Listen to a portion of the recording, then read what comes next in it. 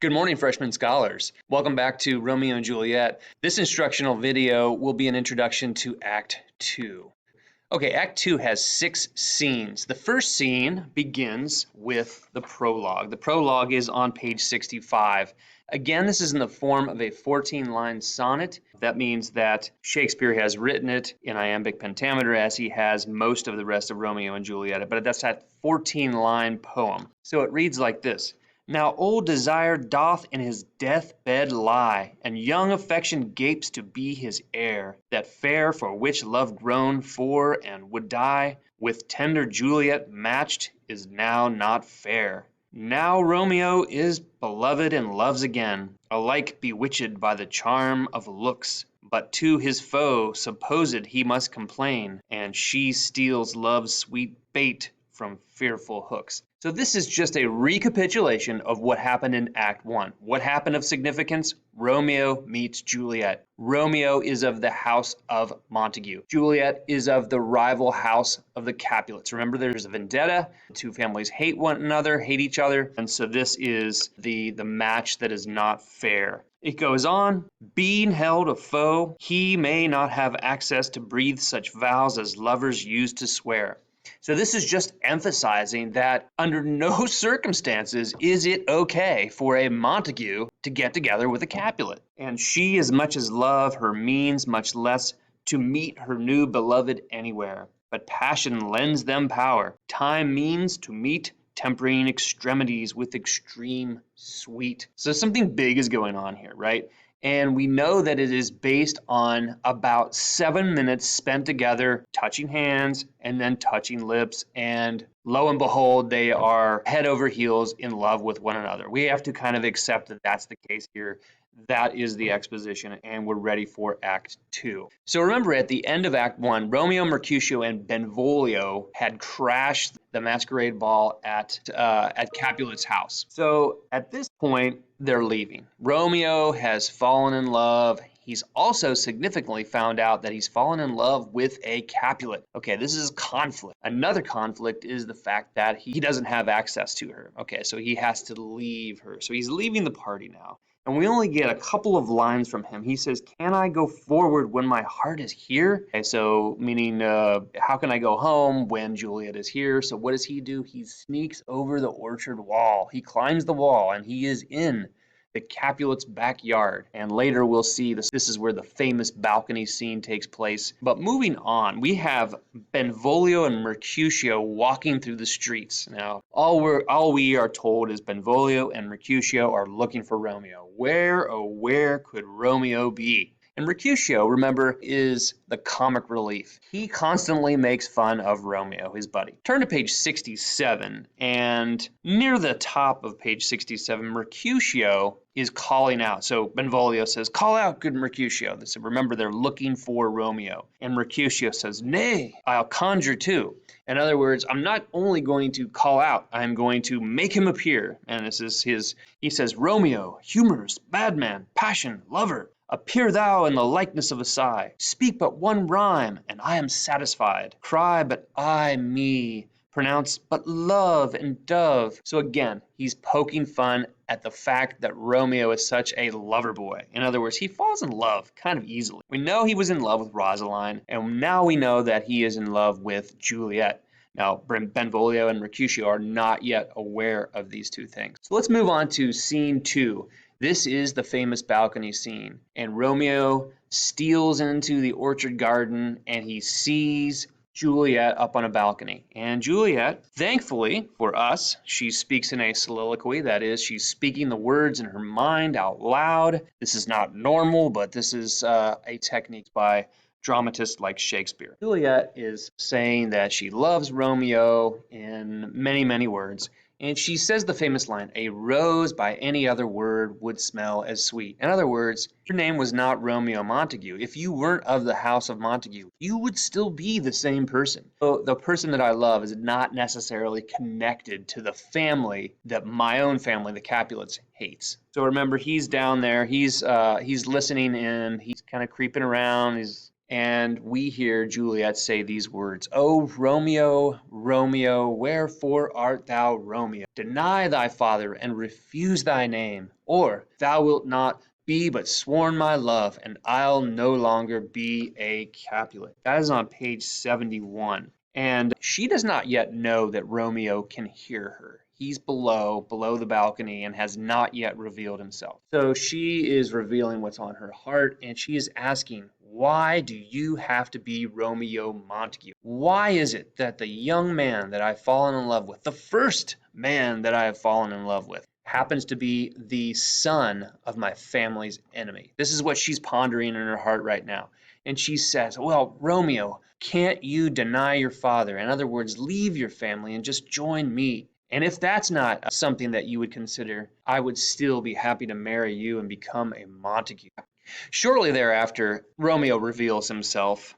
I take thee at thy word, call me but love, and I'll be newly baptized. Henceforth I never will be Romeo.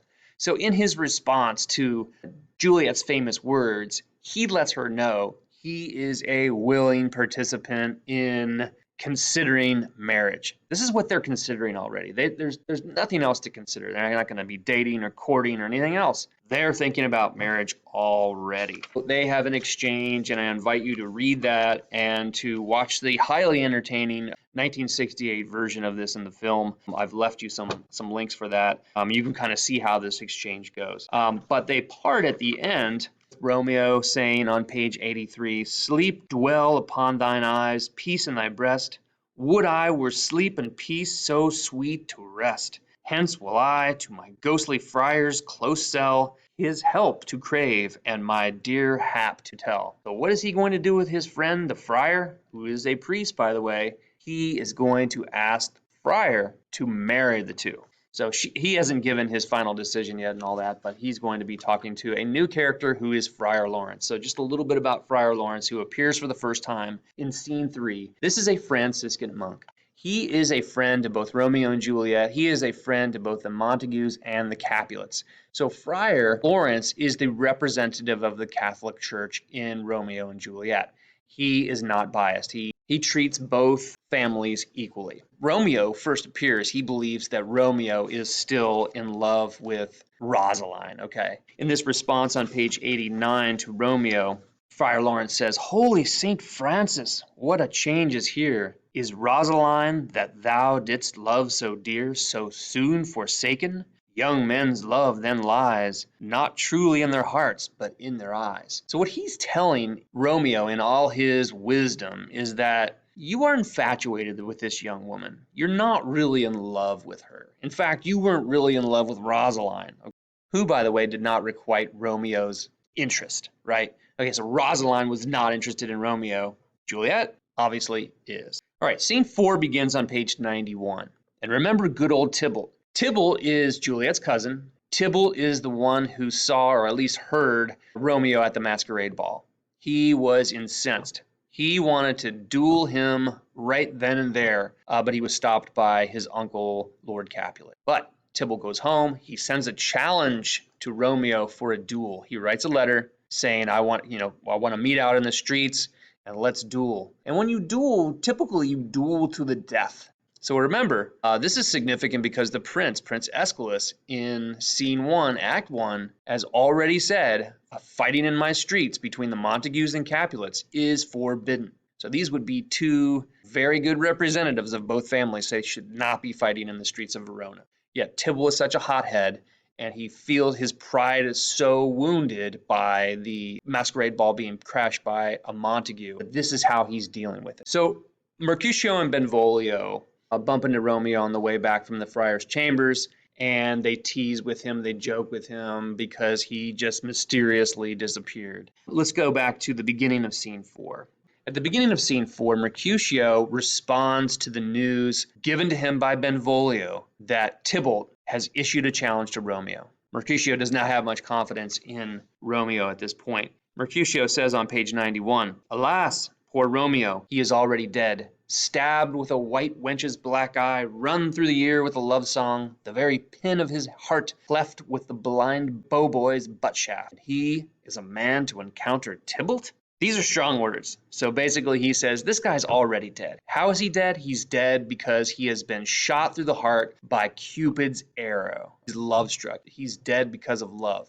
And this also weakens him. He's no longer seen in the eyes of Mercutio as a legitimate fighter. So he doesn't have a lot of confidence in Romeo's ability or desire to meet the challenge. And that is significant, so bear that in mind. We are introduced or reintroduced to the nurse in scene 5. So the nurse has gone out into the streets of Verona looking for Romeo to try to get a response from Romeo about the proposal. So she's been gone for hours now, and Juliet is going stir crazy. She wants to know, is Romeo actually going to tell me that he'll marry me? So finally the nurse returns, and she first teases Juliet, and then she gives Romeo's message. And what is Romeo's message? We can find this on page 101, where Romeo says to the nurse, and he's talking about Juliet here, bid her devise some means to come to shrift this afternoon, and there she shall at Friar Lawrence's cell be shrived and married. Okay, so what does this mean? He's telling Juliet to come up with an excuse to leave the house. Okay, she's not really allowed to leave the house for very much. She is, however, allowed to leave the house to go to confession, and that's what's meant by shrift. Okay, so in other words, please have her ask leave so that she can go to confession with Friar Lawrence. So she's going to be going to Friar Lawrence's cell. It's just his room, his chambers, where apparently he hears confessions. And not only will he give her the sacrament of confession, but also the sacrament of holy matrimony. This is his response. So he's basically saying, yes, we are going to get married. I believe that scene 6 is probably the most significant of all the scenes in Act 2, because this is where Juliet comes to Friar's chambers. Romeo is already there waiting for her, and the friar is wondering, am I doing the right thing? Of course he's not doing the right thing, because he's not telling the parents that these two are getting married. Why does he not tell them? Because he knows that if he tells the parents, the Capulets and the Montagues, that Romeo and Juliet are going to be married, they would call it off. They would do anything to stop that kind of marriage. So he's a kind of schemer, this Friar Lawrence. And his idea is that if I marry these two, this will unite the two families. Okay, so there's a lot of foreshadowing going on here that I want to point out. This is a significant quotation about violent delights on page 109. This is Friar Lawrence speaking at the bottom of the page. These violent delights have violent ends. So let me just stop there. Violent delights and have violent ends. He's talking about their love for one another, their infatuation for one another. So these violent delights have violent ends, and in their triumph die like fire and power, which as they kiss consume. To break this down a little bit here, Friar Lawrence is speaking in a number of literary devices. You can see he's using personification, metaphors, simile, and he's also foreshadowing. So the violent delights are being personified here as if they can have violent ends. The violent delights are being compared to passion. Okay, so this is a metaphor here. It's also personification. And there's also a simile. They would die like fire and power, these delights, that is. And also, he is foreshadowing the tragic ending of the story. He has a scheme, and the scheme is to bring together the Montagues and the Capulets. Does he do this in the end? We know that he does. We know that that does happen. But it doesn't happen in the way that he foresees. We're already told this in the first sonnet, the first 14 lines of Act 1 in the prologue. So that should give you a pretty good introduction to Act 2. So my invitation here is to read carefully Act 2. It's not terribly long. Look at the notes again that you have on each of the pages. And I know when I hold this up, it looks backward to what you would actually see in reality. On one side of the page, you have the notes. On one side of the page, you have the actual text. Consult the notes. Also, please watch the videos that I have for you from the 1968 version of Romeo and Juliet, directed by Franco Zeffirelli. I think you will find that highly amusing, especially considering this is an ironic tragicomedy. Until next time, stay well.